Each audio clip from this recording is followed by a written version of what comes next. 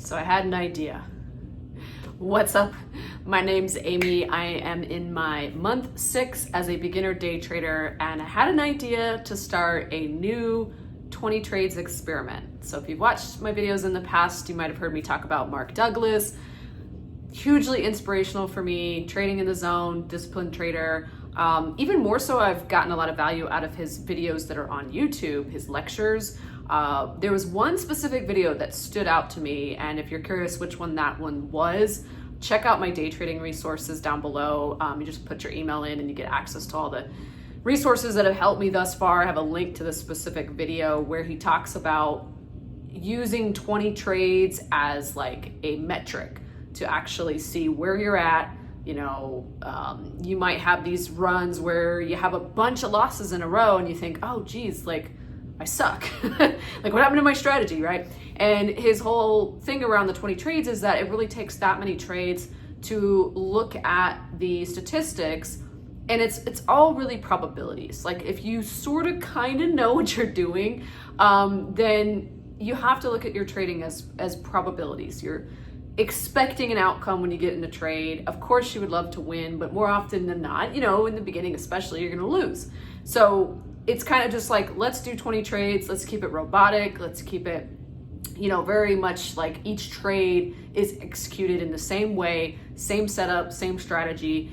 And I've done this trading style in the past where I would bump up my share size. Like each 20 trades, I would be increasing share size to try to just get comfortable, you know, get the strategy and the techniques down and scale. I'd gotten up to the last experiment I was working on, I'd gotten up to 24 shares, and I kind of made a leap from 12 to 24. And I was like, that's, you know, it's a little bit much right now. And then I took this, you know, unfortunate loss on Zcar last week, and it skewed my results because basically my stop loss didn't execute. Feel free to go back and watch that video on the channel. It's when day trade goes wrong. And yeah, you can laugh at the funny story around that. So anyways, I thought, you know, what would be something a little different that I could still trade small position sizes with, but that I'm doing something in the each trade that is a unique aspect to this experiment. And I came up with the idea after basically what happened with this trade on Zcar, that I should trade like Ross Cameron. And I don't mean exactly to the letter, because there's some ways or some things that he executes that I'm like, whoa, that's a little too advanced for me. For example, he doesn't use a stop loss. He does mental stops. He doesn't, I should say he's trading pre-market, you know, so that's one of the reasons he doesn't use a stop loss, is they don't work. But he's also just trading so quickly sometimes that there's just no point in having it. He just sells, like, you know, if it's at his mental stop. So there's a few adjustments I'm gonna make when I say I'm trading like Russ Cameron, but I kind of listed out like a full checklist of things that I was like, okay, here's all the things that I could find, you know, and some of the material I found, like, depending on when he wrote it or spoke it, it has changed slightly. So I just kind of settled on like, okay, these are the parameters for right now. And here we go. So he's looking for stocks in play over news, breaking news, or a catalyst, something that's driving the momentum behind the stock, right? Not just stocks that are up, but up for no reason, stocks specifically that have some kind of news behind them. The stock price is going to be between $2 and $20, which is a little bit unique for me. I'm actually used to trading the Magnificent Seven stocks, you know, like Tesla, Apple, Google, stuff like that. And I've been trading the ETFs of those. Like there's actual ETFs where you can go long or you can go short, and they match or mirror the big stocks, right? But even still, those ETFs can range anywhere from $12 to like $60 a share. So the price amounts have been kind of all over the place. And what's been challenging for me is figuring out stop losses for that. You know, I had been just setting these arbitrary stops of like 15 cent, 25 cent, maybe 30 cent. And some of the volatility, you know, on different price stocks and ETFs, like it's not necessarily helping me as a trader because it's going to be different, right? Every stock or ETF has a different average true range or ATR.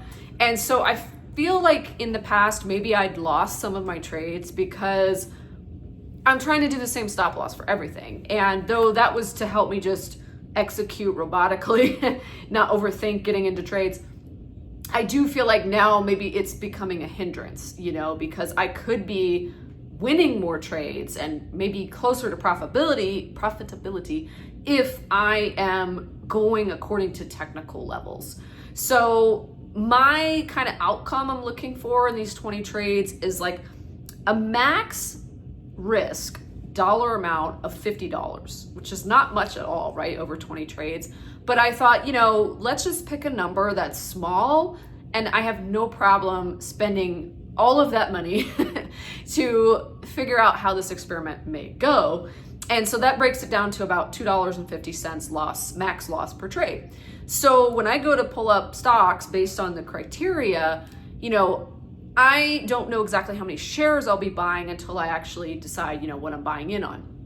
And it's going to vary, of course, a little bit, but I'm going to make sure to use a stop loss because I'm a newbie, okay? This is important to me. Not having a stop loss in the trade that went wrong was not so much on me as it was on the execution of Schwab. Schwab not like filling my stop loss, but it was on me that I didn't look at the spread. I should not have even gotten into that trade because I think the spread was too big. But anyways, that's beside the point. So let's keep going with the list of what is Ross's trading style. So he's also looking for stocks that are up 10% or more when he starts trading them. So they've already had to have a big move and be like a momentum stock, right? And be going in the correct direction. He only trades going long. He doesn't short stocks. So we're only looking for stocks going up. And he trades pre-market, like I mentioned, through about 11 a.m. Eastern. My adjustment around that is, since I've got to have my stop, I'm going to start my trades between 9:30 and 11. So for me, that's actually 6:30 a.m. to 8 a.m. So that 90-minute window is what I'm looking to trade in. And I'm not going to jump around like I've done in the past. Past couple weeks, I've been trying different time frames, and sometimes it works out. Sometimes I trade the close, sometimes I trade the lunch hour, late morning, just because the market had been so crazy. But I will say that I was only trading, some of these stocks that could just range for a while and get stuck in a choppy zone, like Apple, Tesla, certain stocks, Palantir even, they certain times of day, it's just like, not much is happening, right? So I'm just going to stick to this time frame, 9:30 to 11. He's also looking for stocks that trade 5 times their average volume. So not only does this really narrow things down when you look at the metrics on this, because you figure if you're trading something that's got to show you it's 5 times its average volume at 9:30 in the morning, that's the opening bell, right? That stock has to have been moving a lot in pre-market. So this really narrows down the selection. By the way, as far as like how I'm going to find these stocks, I am a fan of using, pull it up here, YouTube, good old YouTube. And there is a channel called Zendoo, Zendoo, and they will go live. Okay, I guess it's not. Oh, didn't type it right. Anyways, Zendoo. They will go live, and the scanner will show in nice visuals like stuff that is popping, gapping up, gapping down. So that gives me kind of like a basis. And then I might use Thinkorswim has, you can build your own watch lists and different parameters. I gotta figure out how to use Thinkorswim better because I've tried to create watch lists in the past and scanners, and it's like, I feel like sometimes the way they word certain things, like greater than, less than, and like the float in it. Thinkorswim is not the easiest platform in the world, Schwab, okay? Let's just put it that way. I'll probably have to use ChatGPT, my old friend, to help walk me through some of that. So between those two, I'm using them for like scanning tools right now. And we're also looking for stocks with a float of less than 20 million shares, which is kind of like small if you look at some of the big players, right? I think like, Mag 7, some of them are like in the billions of shares available. So again, narrowing down the field, but the purpose of the experiment is to trade like Ross. And why did I pick Ross, by the way? Yes, he is hugely popular on YouTube and he's got a notorious following. He's been in the game for a long time. However, when I very first started day trading, actually I took my first couple of day trades in November. I really don't count my day trading journey though until December.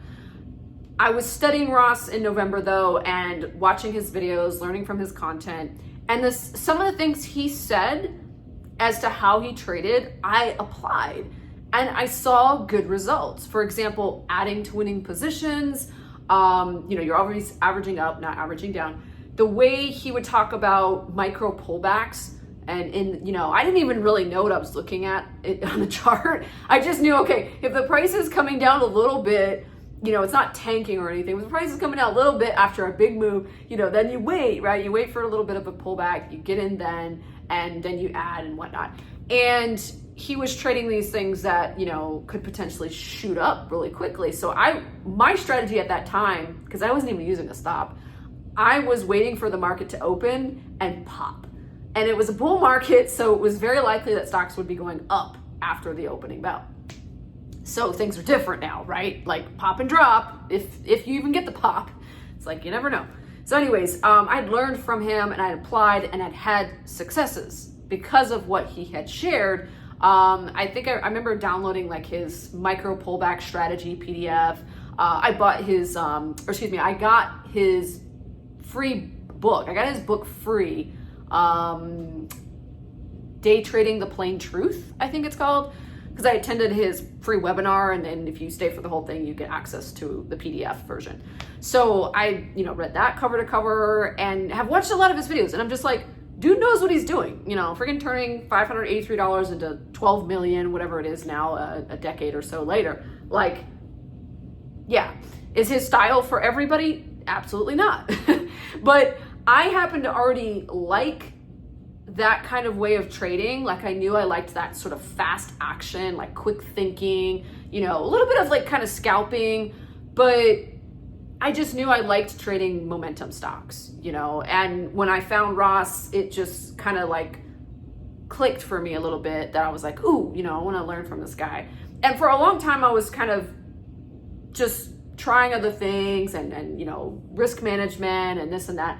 But one of the reasons I'm doing this experiment is to just go back to some of the stuff I was doing in the beginning and just try to hone in and have a little bit better risk management. Because like I said, when I first started day trading, I wasn't using stop losses. I was just buying in the pre-market and trying to sell for what I could get. And, it worked out a bunch of times. But again, that was a different market. So continuing on, I know he uses the 1 minute chart. So I'll be doing that, but he's also mentioned he likes having several time frames of the charts open for that particular stock. So I'll have like the 1 minute, the 5 minute, maybe even the one that measures in seconds, because on Robinhood over here, so what do we got option wise? Robinhood's actually added a lot of features lately to Robinhood Legend, which is free. We've got ticks, we've got seconds. This thing goes all the way down to 1 second, 30 seconds. If you're trading, what is it? The futures, Forex? Sorry guys, I don't trade that stuff. I don't know. Ticks, you got 1 tick, 144 ticks. So anyways, you can set all that. And they even have an option down there now that's like custom interval. So you could put a custom time frame. Like on my charts, I have a custom time frame for the 3 minute chart. Don't know if I'll continue using that because Ross doesn't ever talk about it, so probably just not gonna worry about that one. So other things that he does indicator wise, I know he uses the MACD, he also uses the volume bars, so these guys, right? Sometimes I hide those, like for example on TradingView, because sometimes the way the chart moves, they kind of get in the way, and I'm just learning how to like adjust my settings on TradingView. But yeah, I'm gonna have them on there because that's what Ross is doing, right? Trade like Ross. experiment. Then and the VWAP is I know that's his 3 go-to: MACD, volume bars, VWAP.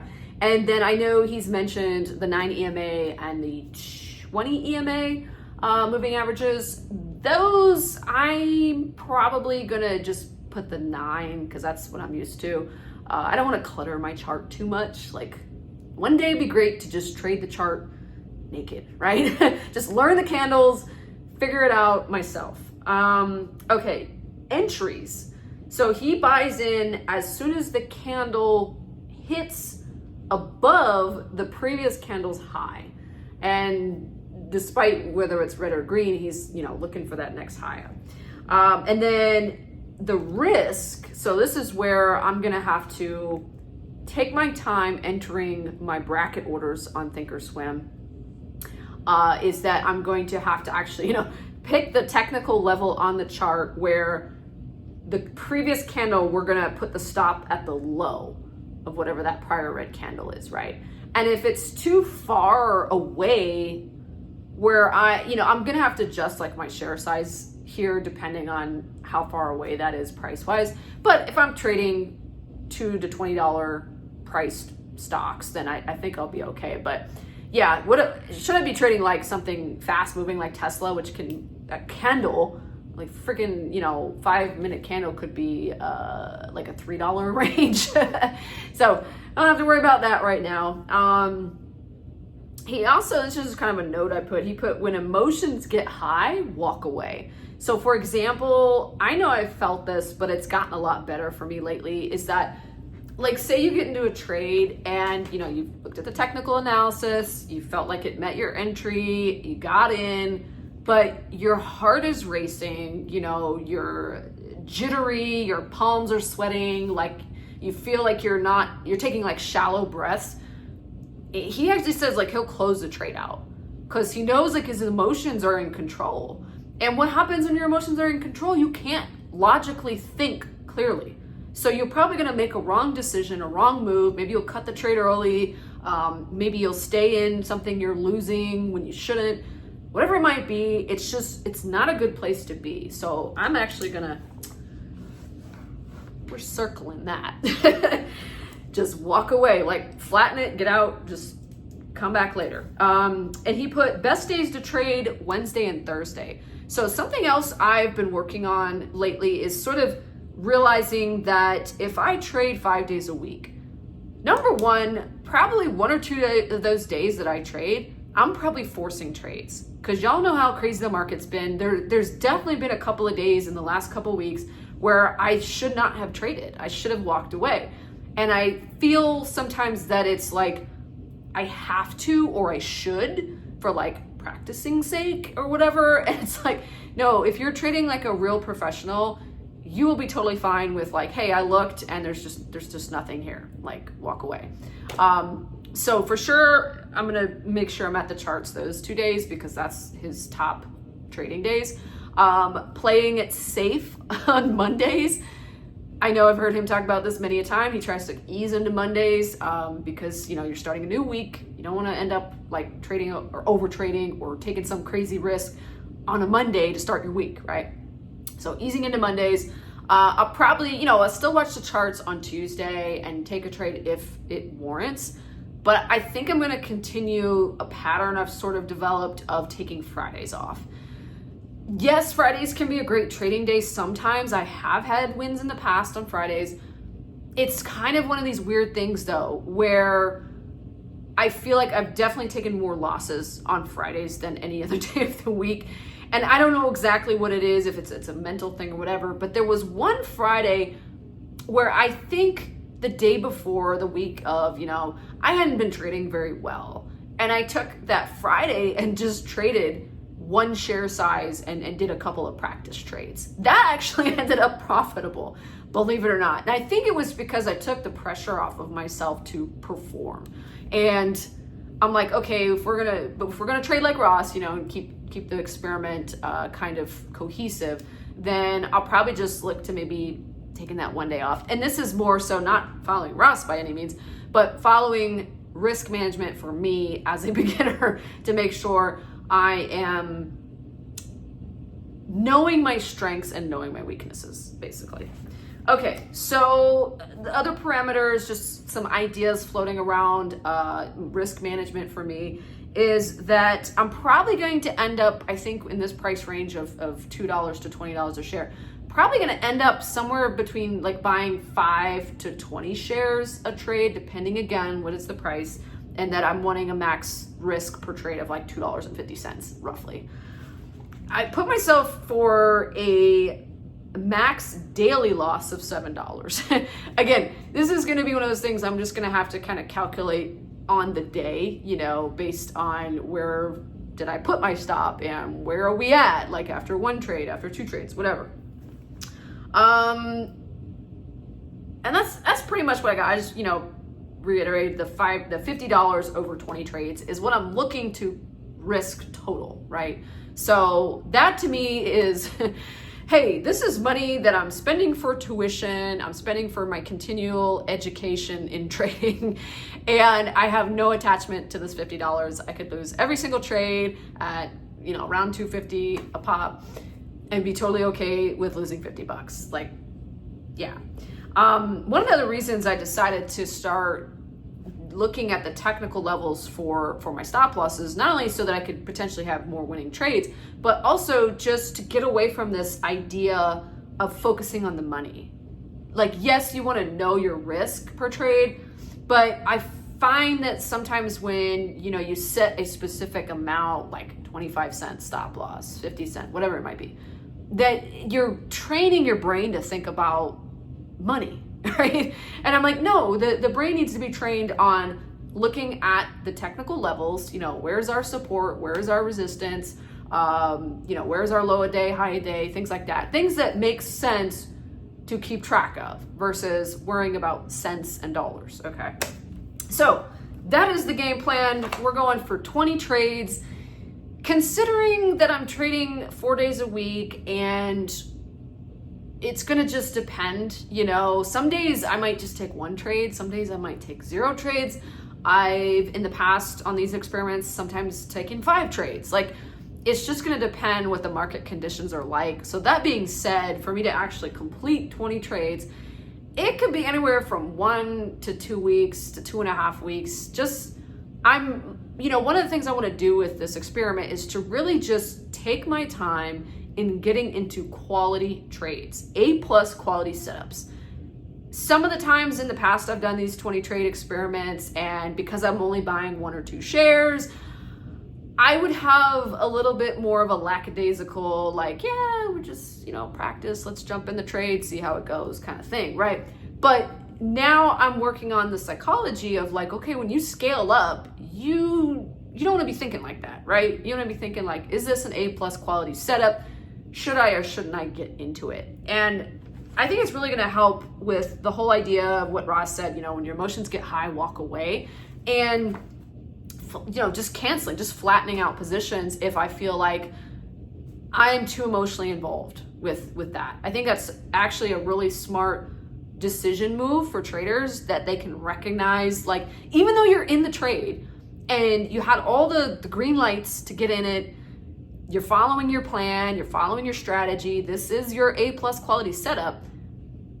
Yet, if your emotions are out of control, or you just feel like you're too focused on the P&L, you're too focused on like every little candle movement, every little price tick action, then you might not be in the best frame of mind to stay in that trade. So whether you're green or red, kind of is like, that's a barometer of should I be in this trade or not? And if you feel like your emotions are high, you probably shouldn't. So one of the things I'm working on too to help with emotional control is to meditate daily and consistently. I've gone stretches of time where I meditate every single day, right before I get on the charts, and it's really helped me out a lot. I actually put a link to it's a guided visual meditation that I listen to. There's a link in my day trading resources. So if you're curious which video it is, put your email in, get that. It's down in the description or comment section. And I can tell you for a fact, this particular meditation, I've literally manifested things in my life, physical things from doing it. I've used this meditation since 2014, 11 years. And I come back to it time and time again. It's 10 minutes. The lady's voice is, I think she's Australian, like very soothing. It's like ocean sounds in the background, and you're thinking about 3 things that you want to have happen or manifest in your life. And some people like no guided. I get that, just listen to whatever you like. But for me, it helps me focus on something outside of trading and outside of like worrying about I'm gonna go sit down and I may or may not make money. It just clears the slate, clears the mind.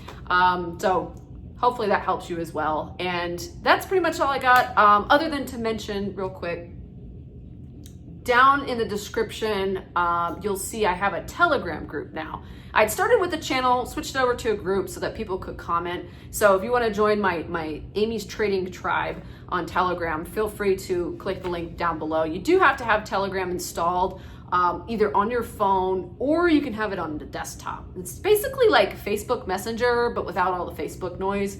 And inside the group, we're just sharing and chatting it up and stuff like that. So come join us if you want a place to connect with other beginner traders. This is like our little support group area. So thank you guys so much for tuning in. Thank you for the comments. Thank you for the likes. Thank you for just being open and sharing your own experiences down in the comments. Like, I've really felt like people resonate with what I'm talking about, and that I'm not alone in this trading small and learning and going through these silly newbie mistakes and whatnot. So thank you all for the encouragement, the support, and even like the OGs that are down there in the comments, people that have been doing this for years, 5-10 years. I've seen even longer than that in some of the comments. So thank you all, appreciate you, much love, see you on the next one.